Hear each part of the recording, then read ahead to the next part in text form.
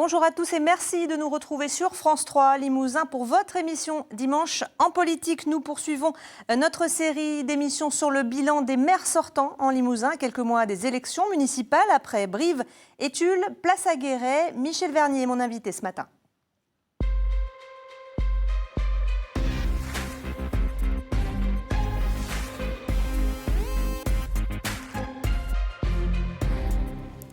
Les élections municipales ont lieu les 15 et 22 mars prochains. À 4 mois du scrutin, nous poursuivons notre tour d'horizon des grandes villes du Limousin.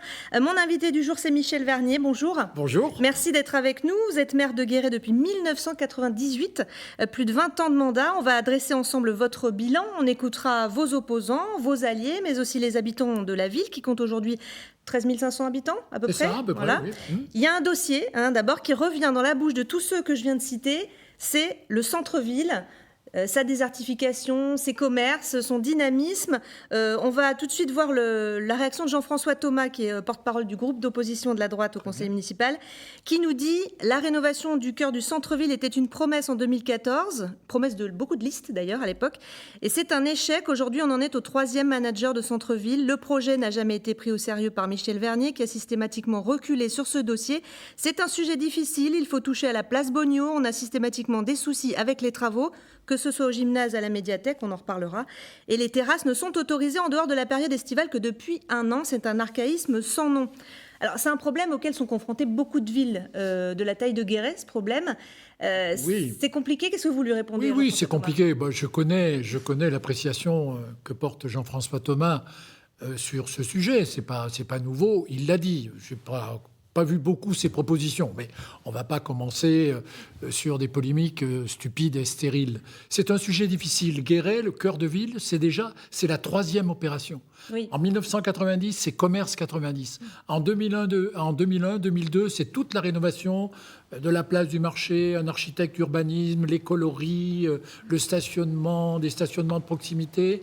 Et puis, 10 ans après, c'est à nouveau le problème, cette fois, un peu plus grave, il faut le dire tel que c'est, avec des commerces qui ont quitté, et quand je dis des commerces, pas n'importe lesquels, c'est-à-dire des commerces qui étaient des piliers, moteurs, les nouvelles galeries, Vives, enfin, des gens qui attiraient du monde, et qui sont partis sans être remplacés, comme elles l'ont fait ailleurs, comme elles l'ont fait dans d'autres villes. Et qui sont partis par manque de place, par problème d'argent? Non, pas du tout. Pour les nouvelles galeries, elles étaient parties avant à Châteauroux, elles étaient parties avant à Bourges, elles étaient parties avant à Vierzon, elles sont restées à Guéret le temps que les salariés qui étaient là partent à la retraite, en fait, parce qu'ils me disaient que ça leur coûterait plus cher de faire un licenciement économique que de fermer tout de suite. Pour Vives, c'est un départ à la retraite. Enfin, vous voyez, il y a eu une conjoncture de choses qui ont fait que ces commerces sont fermés. Et donc, après, il y a eu un effet un petit peu de domino. Oui. Il faut le dire comme c'est. Et puis, il y a ce phénomène des zones commerciales en périphérie aussi. Oui. Alors, qu'est-ce qu'on peut faire quand on est maire par rapport à ce problème, puisqu'il y a un permis de construire qui est délivré?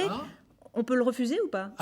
Comment voulez-vous refuser un permis de construire quand c'est un projet privé, avec des fonds privés? Et puis, est-ce que c'était aussi inutile que ça?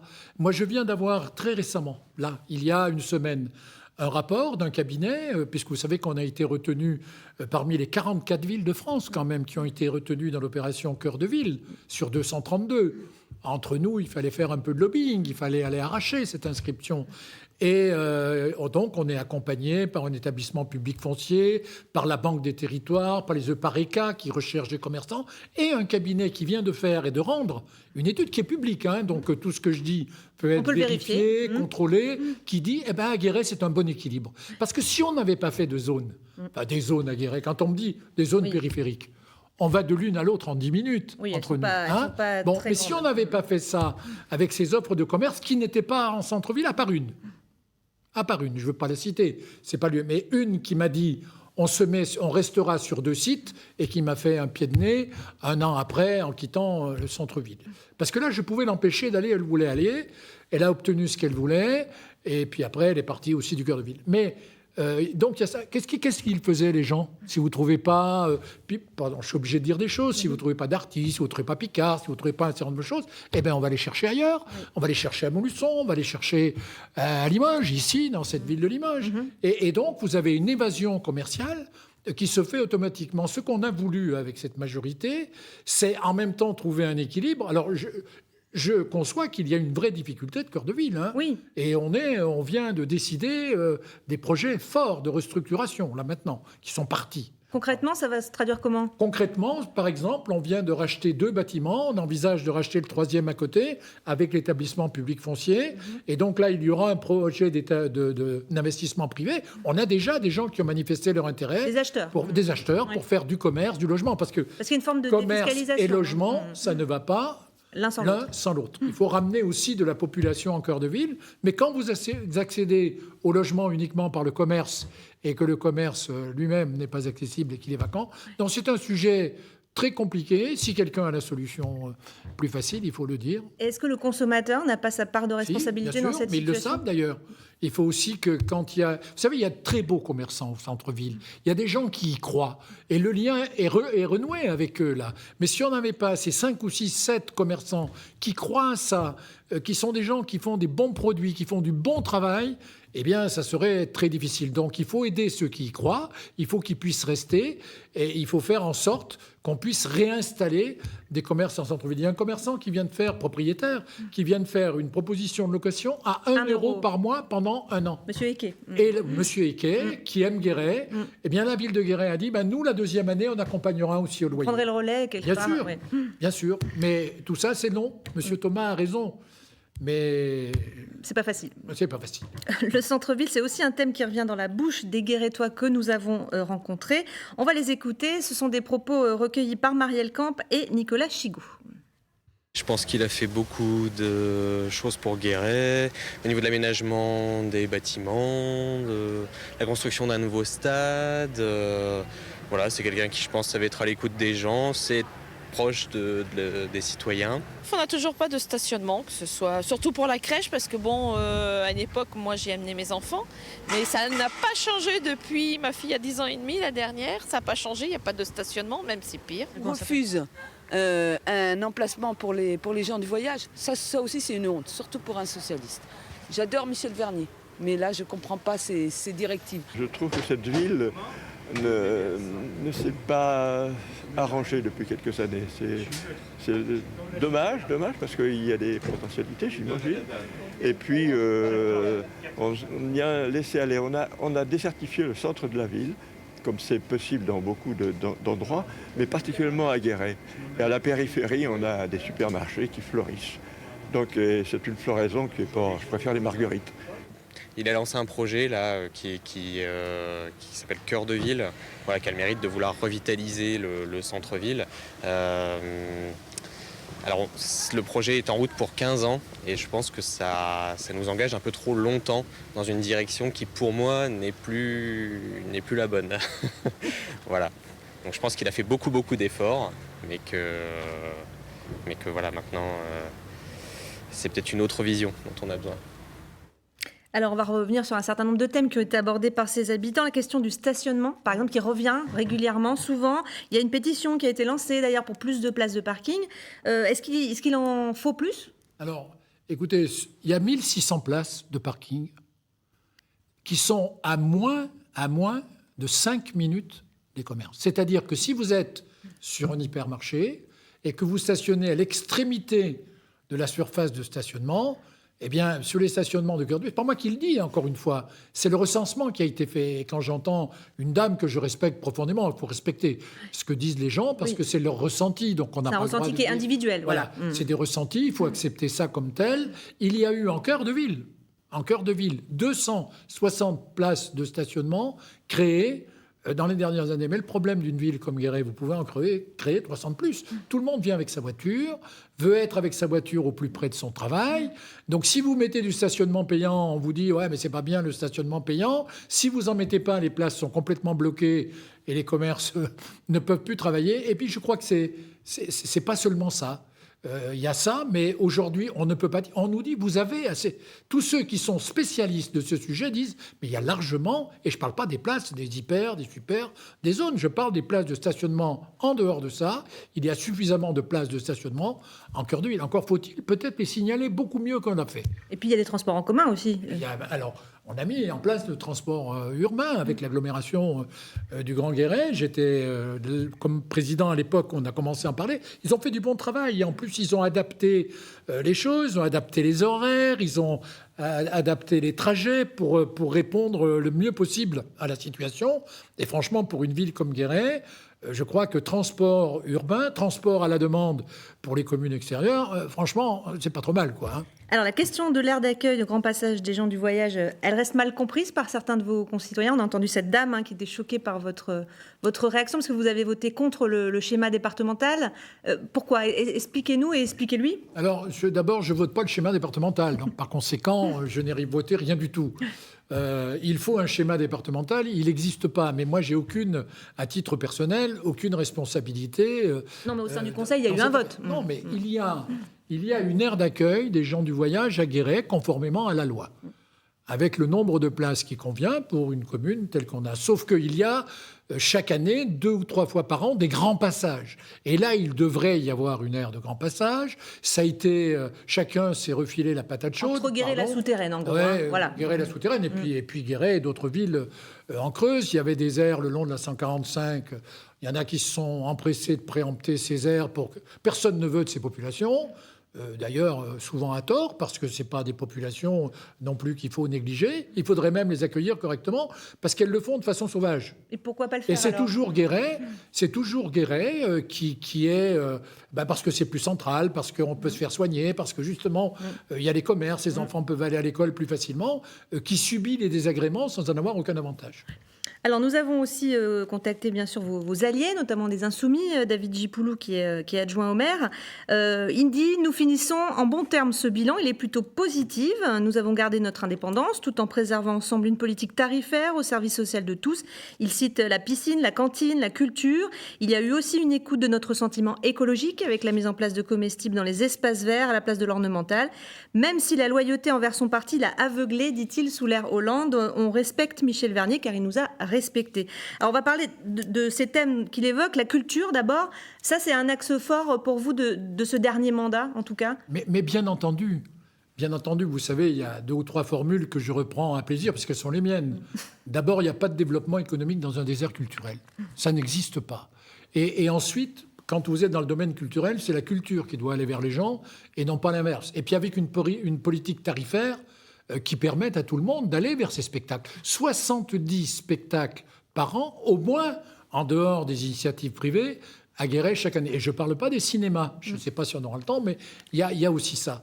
Vous savez que quand on est privé d'emploi, moi je ne parle pas de chômeurs, je parle de gens privés d'emploi. Parce que ce que les gens veulent, c'est travailler. Quand vous êtes privé d'emploi, vous pouvez assister au spectacle pour 3,20 €. Si vous êtes jeune, vous avez le tarif jeune. Vous avez le tarif abonnement. Enfin, tout le monde nous dit qu'on a les tarifs les plus attractifs de la région Nouvelle-Aquitaine. Je ne sais pas si c'est vrai. En tous les cas, ça doit être vérifiable. Mais aujourd'hui, sur la programmation qui est faite pour l'année qui vient, avec la guérétoise de spectacles et les spectacles variés pour tous les âges, pour tout le monde, on a plusieurs spectacles qui sont déjà pleins.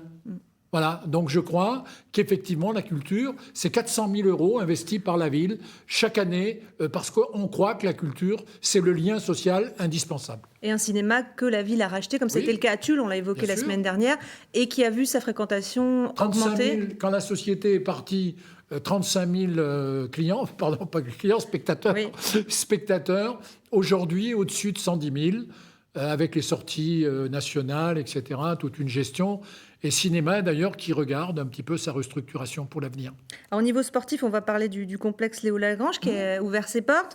Il accueille un certain nombre de 3500 m², un certain nombre d'activités, avec malheureusement un dégât des eaux, voilà, dont M. Thomas parlait.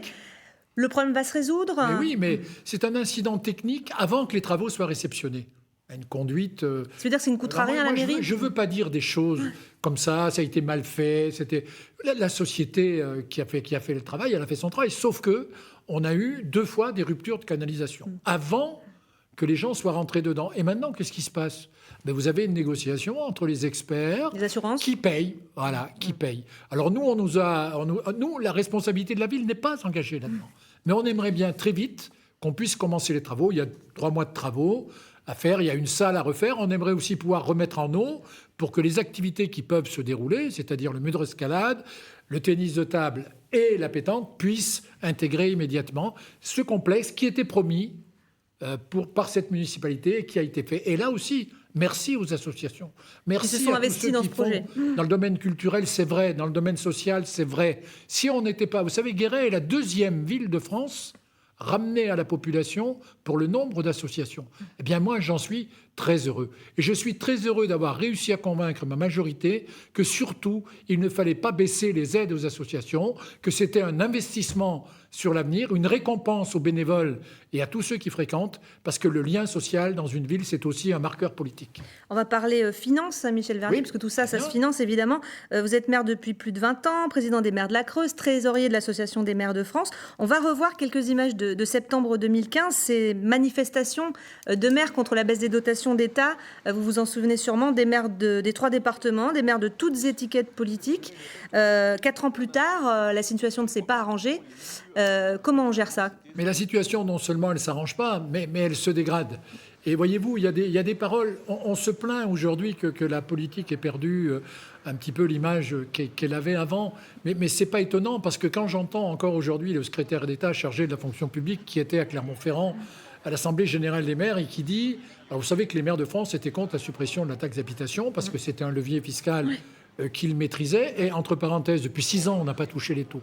Depuis 2013, oui. Oui, Ce au que niveau de la David ville, depuis Gipoulou 6 ans, on nous a n'a pas dit, oui. touché les taux. Oui. Je ne sais pas ce qui se passera après, et on ne les touchera pas en 2020, bien entendu. Mais quand je l'entends dire, la taxe d'habitation sera compensée à l'euro près, oui, mais c'est l'euro de 2017. C'est-à-dire que les bases qui ont été choisies, c'est 2017. Depuis, il y a eu l'inflation de 2018. Depuis, il y aura l'inflation de 2019. Et si on compense en choisissant des références qui sont des références qui datent, chaque année, la ville de Guéret perd 1 million par an. Depuis les 3 gouvernements, Sarkozy, Hollande et Macron. Voilà. Ça fait partie des toujours... déceptions concernant François Hollande. Mais ça fait partie du combat que je mène avec les maires de France et que je mène, moi, sur les villes-centres. Où je dis les villes-centres, elles ont des charges de centralité. On a évoqué la culture. Ben, il n'y a pas que les gens de Guéret qui viennent. Et heureusement, d'ailleurs, parce qu'il y a la piscine. Enfin, il y a des charges de centralité qui sont importantes et on n'arrive pas à avoir les dotations qui correspondent à ces charges de centralité. C'est 800 000 euros par an d'un côté, c'est 1 million de dotations perdues par an renouvelables. Donc voilà, c'est très compliqué. Un mot sur la sécurité, Michel Vernier. La semaine dernière, à votre place, Bernard Combe, maire PS de Tulle, candidat à sa propre réélection, confirmait la création d'une police municipale. C'est pas le cas pour Guéret ? Eh bien, voyez-vous, je ne partage pas l'avis de Bernard Combe, pour qui j'ai la plus grande amitié. Mais 3 personnes, ce n'est pas une police municipale. C'est un embryon de police municipale. Parce que moi, j'ai regardé ça de près. Guéret n'échappe pas à des incivilités. À des incendies dont on voit quelques images, par exemple, ou d'autres. On a vu ça. J'ai passé un été l'année dernière qui était assez terrible, où il fallait garder son sang-froid, son calme, ne pas divulguer ce qu'on savait, travailler avec la police nationale, en complémentarité. La police nationale s'occupe de la sécurité et le maire s'occupe de la tranquillité publique. Donc il faut que nous travaillions ensemble et c'est ce qui se passe. Mais si vous voulez mettre une police municipale 365 jours sur 365, 7 jours sur 7, c'est ça les polices municipales, il faut environ 33 personnes. 33 personnes à salariés. C'est trop cher. Pour avoir, clairement. Guéret ne peut pas le faire. Ou alors il faut décider, je ne sais pas quoi, que la priorité des priorités, c'est ça, alors qu'on est la 2e ville la plus sûre de France. Ça ne veut pas dire qu'il ne se passe rien. On sait qu'il se passe des choses. Mais tout est relatif. Mais tout est relatif. Et les vraies polices municipales, ça serait ça. Moi, je peux dire aussi que j'ai 3 salariés qui s'occupent du stationnement, des choses comme ça. Ce n'est pas des vraies polices municipales. Alors, je vais redonner la parole à Jean-François Thomas, chef de l'opposition. Sur votre bilan, il dit « C'est la fin d'un règne pour Michel Vernier, c'est le mandat de trop. La majorité est divisée, il y a un turnover permanent à la mairie, des cadres vont vers l'agglo de M. Correia, le personnel est sous tension. Personne n'est capable de se parler. » Vous êtes d'accord avec ce constat ? Non, mais ça, Jean-François Thomas est un garçon qui a fait son travail dans ce mandat, qui vit dans la ville, qui est présent dans la ville, mais il a toujours des excès de langage comme ça. C'est pas ce qui se passe. En réalité, oui, il y a eu... Les tensions avec M. Correia, elles existent. Oui, mais elles n'existent pas comme ça. Enfin, on n'est pas en train de se piquer le personnel. Enfin, si on en était arrivé là, ça serait grave. Extrêmement dommage. Il y a eu des choix qui ont été faits par certains, mais on n'est pas dans un système. Et puis, je n'aime pas le mot règne, parce que franchement, S'il y a quelqu'un qui a respecté tout le monde, c'est bien, je crois, le maire que je suis, et d'autres. Mais en tous les cas, j'ai veillé à respecter tout le monde, y compris l'opposition. Je connais les propos de M. Thomas. Il y a des moments comme ça où il dérape un peu. Après, votre adjoint, David Gipoulot, il constate le même problème. Il dit que le problème se pose plus aujourd'hui dans votre majorité socialiste qu'avec son équipe à lui, finalement. Il dit les rapports avec Éric Correia, c'est un peu l'Oedipe. Michel Vernier lui a mis le pied à l'étrier, il tue le père. Nous nous sentons plus proches de Michel Vernier que d'Éric Correia, qui pour moi est macroniste, fluctuant, incertain. Moi, je laisse à David Gipoulot, qui a respecté le contrat qu'on avait passé ensemble. Mais vos rapports avec M. Correia, ils en sont où aujourd'hui ? Mais les rapports qu'on a avec M. Correia sont des rapports qui sont cordiaux, des rapports de travail. Mais c'est vrai qu'il y a... M. Correia a décidé de monter une liste pour les élections municipales. C'est son droit absolu. Pour l'instant, c'est une association ? Non, attendez, il ne faut pas être dupe quand on annonce que 2 personnes sont en train de constituer les choses comme ils pensent les constituer. Moi, je n'ai pas de remarques là-dessus.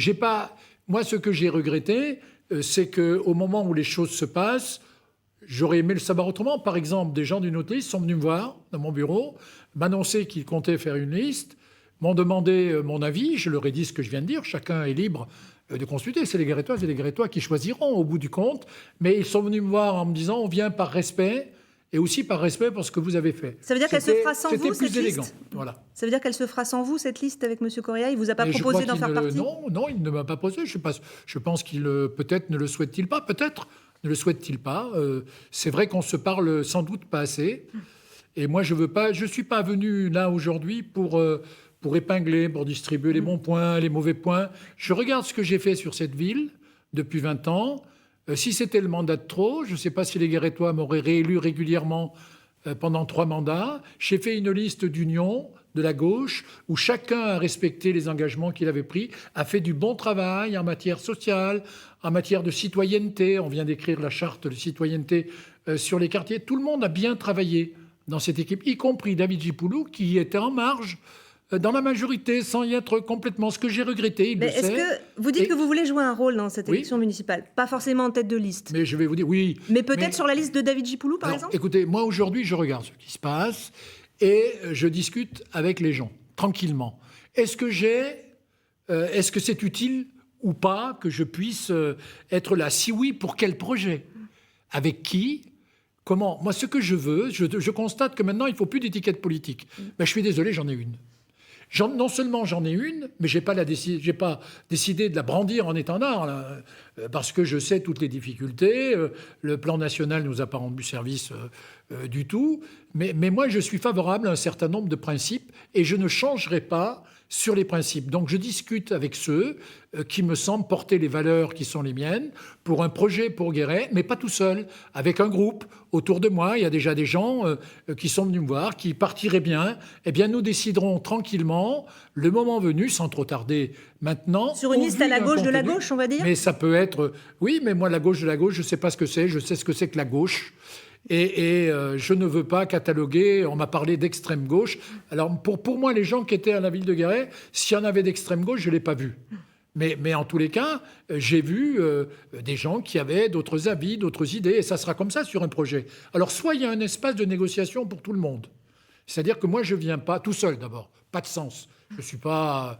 là pour dire... Mais vous êtes le maire sortant, vous n'êtes pas n'importe qui. On met à la 33e position quelque part en espérant récolter quelques voix supplémentaires. Non. Oui, je suis le maire sortant. Et je n'ai pas décidé d'abandonner cette ville. Le problème, c'est quelle va être la place qui doit être la mienne sur une équipe, dans une liste ou pas. Je veux régler tout ça dans les 3 semaines, les mois qui viennent, puisque au niveau des négociations qui se sont faites avec les formations politiques et de la fédération, apparemment, il n'est pas sorti grand-chose de tout ça, parce que c'est bâtir un projet, c'est quelque chose de sérieux, d'intéressant. Et moi, je sais ce qu'on a fait au plan social. Aujourd'hui, épicerie solidaire, restaurant social, coiffeur pour les plus démunis.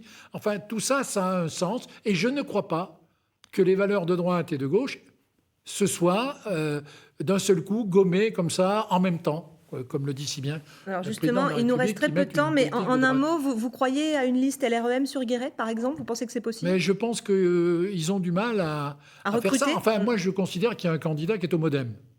candidat Monsieur qui est au Dobuchy. MoDem, c'est M. Dobuchy. Le MoDem, c'est M. François Bayrou, non? Oui. Bon, M. François Bayrou, c'est le principal allié du président de la République, si j'ai Aux bien dernières compris. nouvelles. J'ai bien compris. Alors, il y aurait vraiment un paradoxe à ce que le candidat du MoDem, je ne fais pas la pub, hein, mais le candidat qui se revendique MoDem, qui est adhérent, je pense, et qui là aussi est quelqu'un qui me critique beaucoup, mais qui est charmant par ailleurs dans la vie, n'est pas le soutien du MoDem et donc de la République en marche. Tout ça parce qu'il y a, paraît-il, il y aurait sur la liste des gens qui ne conviennent pas. Vous savez, quand on constitue ces listes, on constitue ces listes. Ce n'est pas les gens d'à côté qui constituent votre propre liste. Il faut savoir raison garder dans cette affaire. Il nous reste 1 minute. Sur ce dernier mandat, si je devais vous demander votre plus grande fierté et ce que vous auriez changé si vous aviez dû changer quelque chose. Alors, la plus grande fierté, c'est... Elle ne se voit pas autant que ça, mais j'avais dit, je veux faire de Guéret une ville universitaire. Et être allé, avec l'appui, je le dis bien, de la région, de l'Université de Limoges, mais il fallait aller arracher au ministère cette IUT carrière sociale à Guéret. Guéret était la seule ville du Limousin qui n'avait pas, et je suis allé, moi, Et le ça, c'est une chercher fierté. politiquement avec Geneviève Fiorasso, que je remercierai jamais assez. 530 étudiants à Guéret tous les jours avec l'IPSI, avec l'école d'infirmière. C'est vraiment une grande fierté pour moi. Et l'échec, s'il y en a un? L'échec, on est... Bien sûr, tout le monde a des échecs. Est-ce que vous croyez que je vois ce qui se passe sur le cœur de ville avec plaisir? Voilà. Donc une épine, mais aussi beaucoup de satisfaction. Merci beaucoup Michel Vernier d'être venu sur ce plateau, sur le plateau de France 3 Limousin. Je vous signale que vous pouvez revoir cette émission sur notre site internet. Dans un instant, c'est le Flash Info. Puis Dimanche en politique continue avec Francis Letellier. La semaine prochaine, nous ferons une pause littéraire. Nous serons à la foire du livre de Brive sous la halle Georges Brassens en compagnie de Martial Codé-Boisse avec de très nombreux écrivains. Ne manquez pas ce rendez-vous. Je vous souhaite un très bon dimanche.